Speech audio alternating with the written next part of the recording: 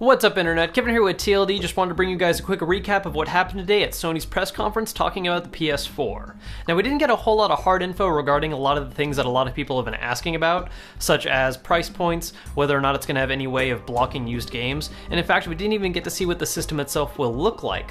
What we did get instead, however, were a number of game announcements for the system, as well as a few features they announced, some of which I feel are really worth mentioning in terms of how the system will compete with others in the next generation. Now, first off, my favorite feature, although a minute one, is the system's ability to allow you to stream gameplay. Now, what this means is when you're downloading and installing a new title from the PlayStation Store, you'll be allowed to play it as soon as the base content is ready, while the rest of the game that you're not using is still installing.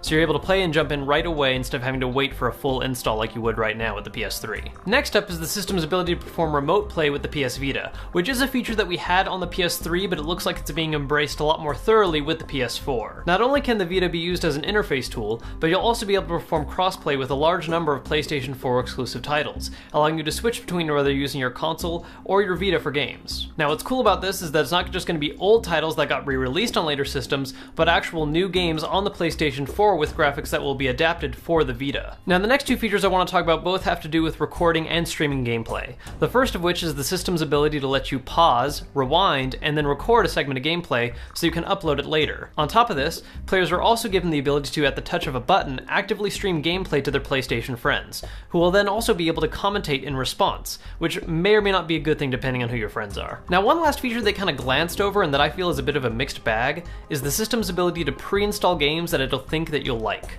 The idea is that the system will take note of what kind of games you're playing, it'll then choose and recommend games that are from similar genres, and will take the time to download and install them ahead of time before you even buy them.